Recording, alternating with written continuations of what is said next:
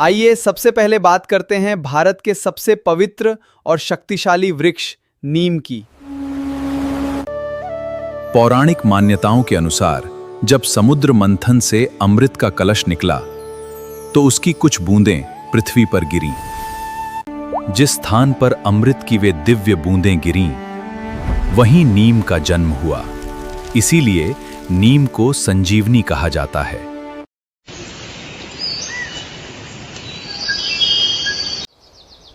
क्या आप जानते हैं कि कुछ पेड़ सिर्फ ऑक्सीजन ही नहीं, बल्कि हमारे घर को सुरक्षा, समृद्धि और सकारात्मक ऊर्जा भी देते हैं। प्राचीन काल से ही दुनिया भर की संस्कृतियों में दिव्य और पवित्र वृक्षों का विशेष महत्व रहा है। भारत में नीम को अमृत की बूंदों से जन्मी संजीवनी बूटी माना जाता है। यूरोप के सेल्टिक और नॉर्स पौराणिक कथाओं में रोवन वृक्ष को बुरी आत्माओं का रक्षक माना गया है। ग्रीक मान्यताओं में बे लॉरेल यानी तेजपत्ता वृक्ष को सम्मान और विजय का अमर प्रतीक कहा गया है।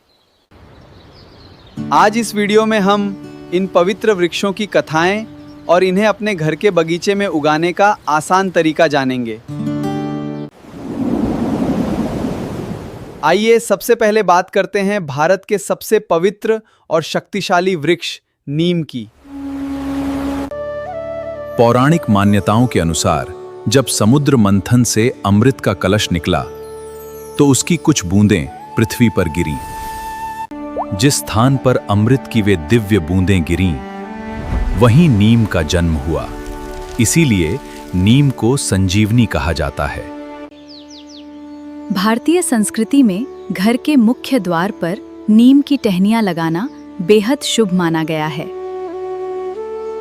नीम का सीधा संबंध माता शीतला और माता मारियम्मन से है, जिन्हें आरोग्य और शीतलता की देवी माना जाता है। आयुर्वेद में नीम को सर्व रोग निवारणी माना गया है, यानी हर बीमारी को दूर करने वाला दिव्य पौधा। नीम का पेड़ न केवल हवा को शुद्ध करता है, बल्कि घर के आसपास से नकारात्मक ऊर्जा को भी दूर रखता है। आइए अब देखते हैं कि आप अपने घर पर नीम का पौधा कैसे उगा सकते हैं। इसे उगाना बहुत ही आसान है। नीम उगाने के लिए ताजे नीम के बीज या नर्सरी से छोटा पौधा लें।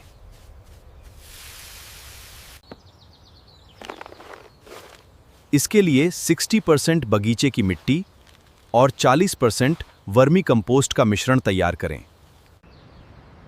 नीम के पौधे को धूप की अधिक आवश्यकता होती है, इसलिए इसे ऐसी जगह रखें जहां दिन में 5-6 घंटे धूप मिले। शुरुआत में मिट्टी में नमी बनाए रखें,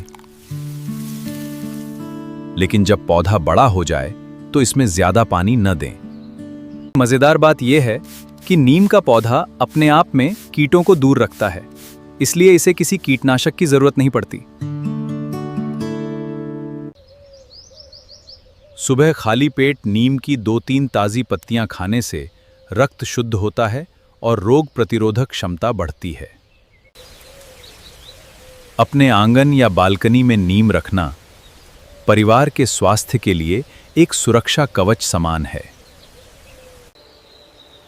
अब चलते हैं यूरोप की उन रहस्यमयी कहानियों की ओर, जहां रोवन वृक्ष सुरक्षा का प्रतीक बना था। यूरोप के सेल्टिक और नॉर्स लोकगीतों में रोवन यानी माउंटेन ऐश वृक्ष को बहुत पवित्र माना गया है। नॉर्स मान्यताओं के अनुसार तूफान के देवता थॉर को एक बार उफनती नदी से बहने से रोवन वृक्ष की शाखा ने ही बचाया था। इसी कारण सेल्टिक लोग अपने घरों के फाटकों और आहातों के बाहर रोवन का पेड़ लगाते थे।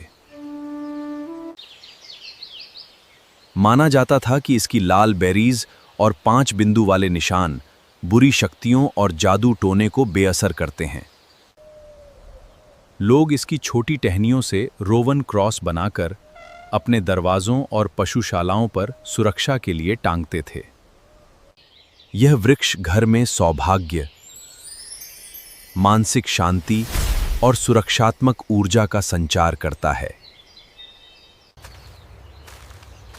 यदि आप भारत या गर्म क्षेत्रों में रहते हैं जहां रोवन उगाना मुश्किल है, तो आप समान गुण वाले ये सुरक्षात्मक पौधे चुन सकते हैं, जैसे कि करौंदा या कांटेदार देसी झाड़ियां, जो लाल बेरीज और सुरक्षात्मक गुणों के लिए जानी जाती हैं। सुरक्षात्मक पौधे उगाने के लिए मुख्य द्वार के आसपास या मुख्य बाड़ पर जगह चुनें।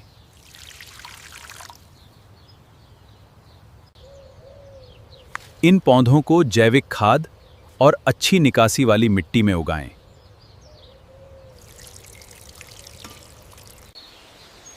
घर के मुख्य द्वार पर ऐसे पौधे लगाने से वास्तुकुल और प्राकृतिक वातावरण दोनों समृद्ध होते हैं।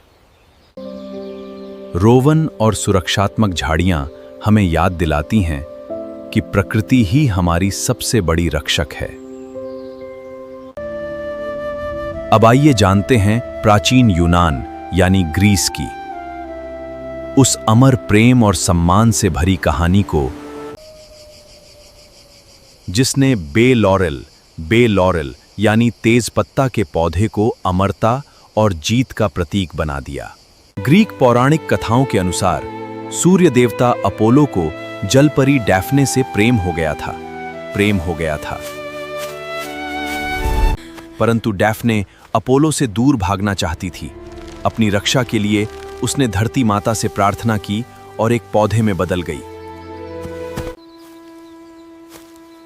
जब डैफ्ने एक सुंदर लॉरेल तेजपत्ता वृक्ष बन गई तो अपोलो का दिल टूट गया। अपोलो ने इस वृक्ष को पवित्र घोषित किया और इसकी पत्तियों से अपने सिर के लिए विजय मुकुट बनाया। तब से प्राचीन ओलंपिक विजेताओं, राजाओं और विद्वानों को सम्मान के रूप में लॉरेल का मुकुट पहनाया जाने लगा। आज जिसे हम रसोई में तेज पत्ता कहते हैं, वो इसी लॉरेल परिवार का एक अद्भुत पौधा है। बे लॉरेल का पौधा घर में समृद्धि, प्रसिद्धि और विजय की ऊर्जा लाने वाला माना जाता है।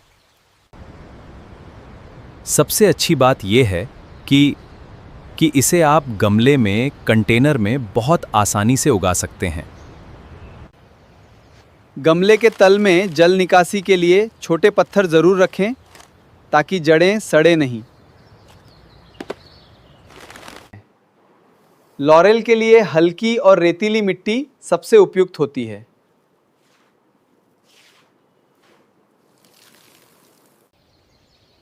पौधे को गमले के बीच में लगाकर मिट्टी को हल्के हाथों से दबाएं। इसे ऐसी जगह रखें जहां सुबह की 3-4 घंटे की धूप मिले। ये आंशिक छाया में भी बहुत अच्छे से बढ़ता है। लॉरेल को कम पानी की ज़रूरत होती है। जब मिट्टी की ऊपरी परत सूखी लगे तभी पानी दें। इसकी पत्तियों को मसलने पर एक अद्भुत सुगंध आती है जो मानसिक तनाव को कम करती है। आप इसकी ताज़ी पत्तियों को सुखाकर अपनी रसोई में मसाले के रूप में भी इस्तेमाल कर सकते हैं। इसे अपने स्टडी रूम या कार्यस्थल के पास रखने से फोकस और सफलता की भावना बढ़ती है। इन सभी पवित्र पौधों को सही दिशा और सही स्थान पर लगाना बहुत महत्वपूर्ण है।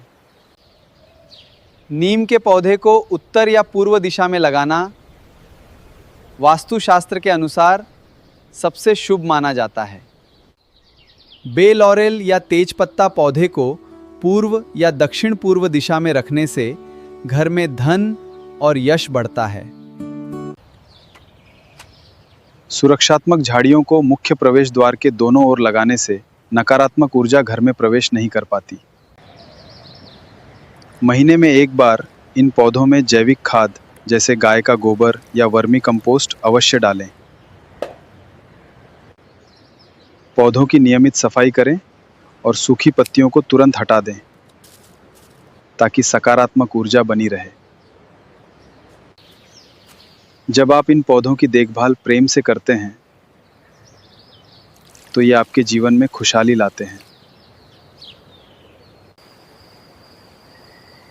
पौधे केवल सजावट नहीं, बल्कि हमारे घर का जीवित सुरक्षा कवच और समृद्धि के स्रोत हैं। तो ये थी नीम, रोवन और बेल लॉरेल वृक्षों की पौराणिक कहानियां और उनके गार्डनिंग टिप्स। आप अपने घर में इनमें से कौन सा पवित्र पौधा सबसे पहले लगाने वाले हैं? हमें कमेंट्स में जरूर बताएं। अगर ये जानकारी अच्छी लगी हो तो वीडियो को लाइक करें और चैनल को सब्सक्राइब करना न भूलें। मिलते हैं अगले वीडियो में, तब तक के लिए हैप्पी गार्डनिंग।